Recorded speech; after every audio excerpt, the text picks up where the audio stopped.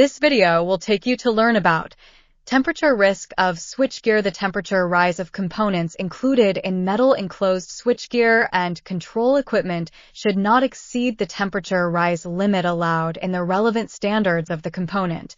The maximum allowable temperature and temperature rise that should be considered for the bus bar should be those specified for the contacts, connections, and metal parts in contact with insulation. The temperature rise of the accessible shell and cover plate should not exceed the standard. If the shell and cover plate are accessible but do not need to be touched during normal operation, the temperature rise limit can be increased by 10 K if they are not accessible to the public. There are many calculation methods for the internal heating of switchgear, such as the standard, which calculates the gas temperature at different heights inside the cabinet based on the heating of the equipment inside the cabinet, the surface heat dissipation of the cabinet, the airflow of ventilation holes, and radiation, in order to determine whether the temperature rise of the switchgear exceeds the standard. For common electrical applications, a temperature rise of 50 K is usually acceptable.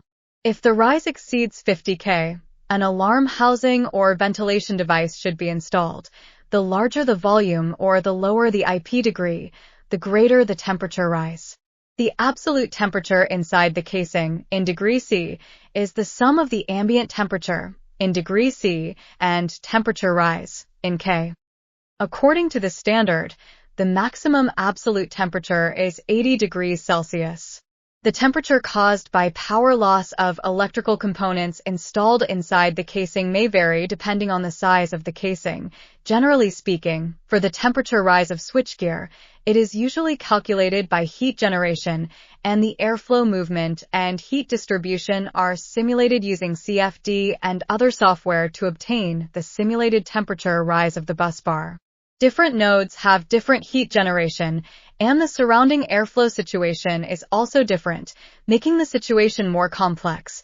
The heating capacity of the core components of the switchgear is relatively high, such as the circuit breaker compartment, the dynamic and static contacts, support seats, and arc extinguishing chambers inside the circuit breaker, the support seats and contact arms, the lower soft connection to the end, and the end to the contact arm. There are many dynamic and static connections and fixed connections in the entire circuit, and fixed poles are used. The heat is highly concentrated and difficult to release. Whether it is a low-voltage cabinet or a medium-voltage cabinet, the most difficult point to pass the temperature rise test of the switchgear is the contact part or its connection, such as the connection row, plug, etc. between the low-voltage cabinet and the circuit breaker/plastic case switch, where the temperature rise is difficult to meet the standard requirements. Thank you for watching.